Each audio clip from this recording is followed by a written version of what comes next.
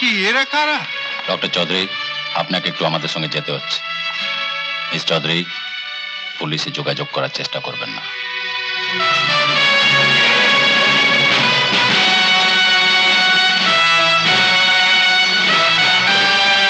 আমার জন্যই স্যারকে আজ বিপদে পড়তে হলো। তোমার জন্যে? হ্যাঁ, আজ আর তোমার কাছে কিছু লুকোবো না কোয়েল। এইসব গন্ডগোলের মূলে হচ্ছে আমার আবিষ্কার।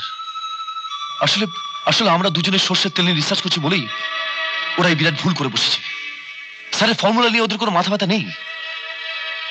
আসলে ওরা চায় আমার ওই বাজ পড়া সর্ষেগুলো। তাহলে কি করবে? পুলিশকেও তো খবর দেবার উপায় নেই। অমর, ওরা যদি বাবাকে... এত ভেঙে পড়লে চলবে না, একটা কিছু করতেই হবে। আচ্ছা, একবার ম্যাডামের বাড়ি গেলে হয় না? আয়শা আন্টি? হ্যাঁ, আমার সর্ষেটা তো ওখানে লুকোনো আছে। পারলাম না অমর, শেষ রক্ষা করতে পারলাম না। ওরা তো স্যারকেও ধরে নিয়ে গেছে। এদিকে পুলিশকে কন্ট্যাক্ট করতে বারণ করে গেছে। এক মিনিট, তোমার তেলের রিপোর্ট আনতে গিয়ে ডক্টর হালদারের ল্যাবে একটা লোককে দেখেছিলাম। তারপরেই ডক্টর হালদার খুন হলেন। ওই লোকটা আজও ওদের সঙ্গে ছিল। সেই কালো পোশাক, পকেটে দুটো সি লেখা। সিসি, চতুর্ভুজ চাকলাদার। তার মানে ওকে ধরতে পারলে সব খবর পাওয়া যাবে। থ্যাংক ইউ সিসি, থ্যাংক ইউ।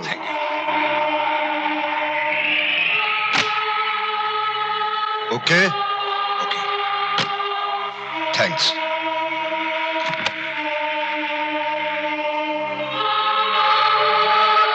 এক মিনিট,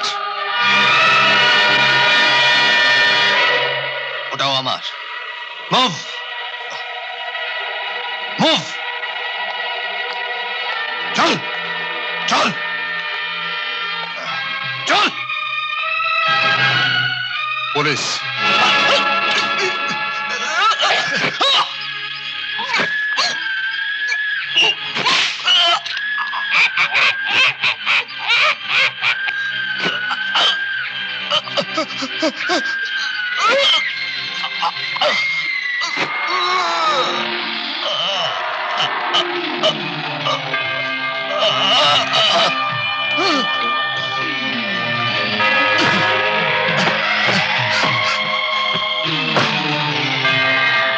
আবার ফর্মুলা তোমাদের মাথায় ঢুকবে না। অমরের সর্ষে তো আছে আয়েশার কাছে, ওই সর্ষের সঙ্গে আমার গবেষণার কোনো সম্পর্ক নেই। দেখুন, আমি যা জানি সব বলেছি। বেশি চাপ দিয়ে কোনো লাভ হবে না। কোন রকম চাপের কাছে আমি কোনোদিন মাথা নিচু করিনি। আমি শেখ সুলতান মোহাম্মদ বিন খালিশ ফাহাদ কিশমিশ। আমার কাছে এই দুনিয়ার সবাই মাথা নিচু করে। আমি যা চাই তাই পাই। কত চাই? আরো কত চাই? আমি চাই শুধু অমরের সর্ষে। শেখ সাহেব, মোহর ছড়িয়ে দুনিয়ার সবকিছু কিনে নেওয়া আপনার অভ্যেস। আপনি বোধহয় জানেন না, টাকা দিয়ে মার কাছ থেকে ছেলেকে কেনা যায় না।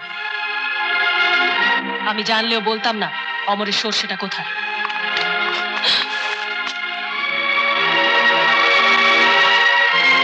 এগোবার আর কোনো পথই রইল না। পাপের পথ ধরে টাকার পাহাড়ে উঠতে চেয়েছিল চতুর্ভুজদা। ভাবিনি এভাবে চরম মূল্য দিতে হবে। এই চোখ দুটি উপড়ে রাস্তার কুকুরকে খাইয়ে দাও। চলে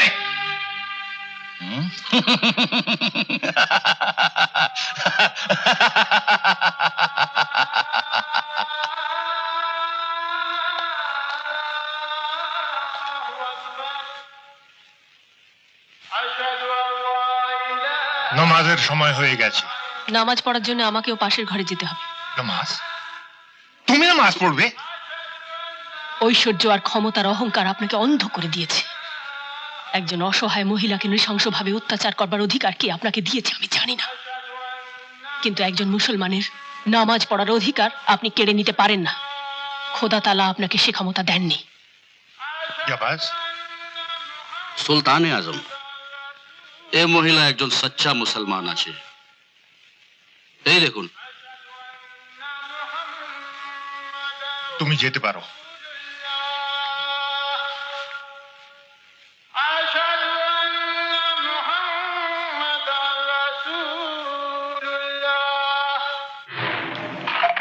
কাকে ফোন করছো? পুলিশকে। কিন্তু ওরা যে বারণ করে গেল। তুমি বুঝতে পারছো না চতুর্ভুজদার খুনের সঙ্গে আমরাও জড়িয়ে গেছি। এখন পুলিশকে জানানো ছাড়ার কোনো রাস্তা নেই। তাহলে তুমি অন্তত একবার আয়েশা আন্টির সঙ্গে কথা বলো। আমার কুসুর মাফ করো আয়েশা বেহেন, আমি সত্যি অন্ধ হয়ে গিয়েছিলাম।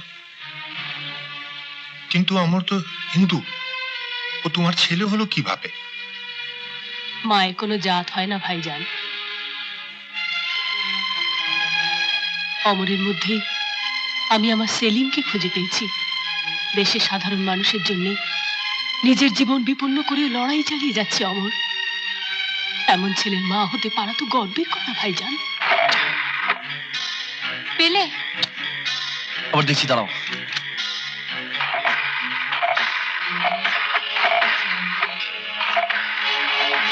Hello hello. ভাইজান, তুমি তো সুলতান, তোমার তো অনেক অনেক আছে। আমাদের দেশে সেই কোটি কোটি মানুষগুলোর কথা কখনো ভেবেছ, যারা বছরের পর বছর বিদেশি ব্যাংকে ধার করা রুটির টুকরো খেয়ে অর্থ উলঙ্গ কঙ্কাল সার শরীরগুলোর ভিড়ে চেহারা নিয়ে ধুঁকছে। অমরের জ্বালানি তেল ওদের কাছে কোনো বাড়তি সুযোগ নয়, ওটা ওদের অধিকার। ওটা তুমি কেড়ে নিও না ভাইজান। না না,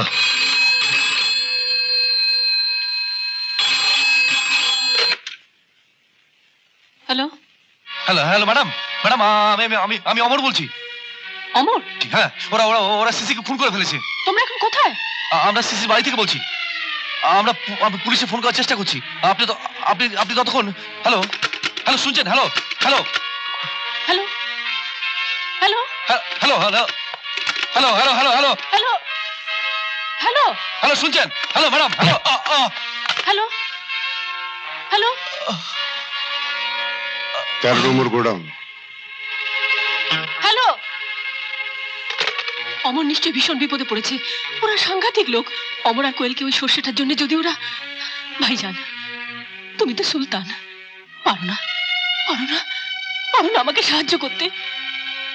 সেলিমকে হারাবার শোক আমি বুকে পাথর চাপা দিয়ে সহ্য করেছি, কিন্তু সুলতান, অমরও যদি। বাস বেহেন বাস, সুলতান নয়, তোমার পাশে তোমার ভাইজান আছে। ভাইজান। এমন আরো অনেক ভিডিও দেখতে এই চ্যানেলটি সাবস্ক্রাইব করে নিন এবং পাশের বেল আইকনটি প্রেস করে দিন।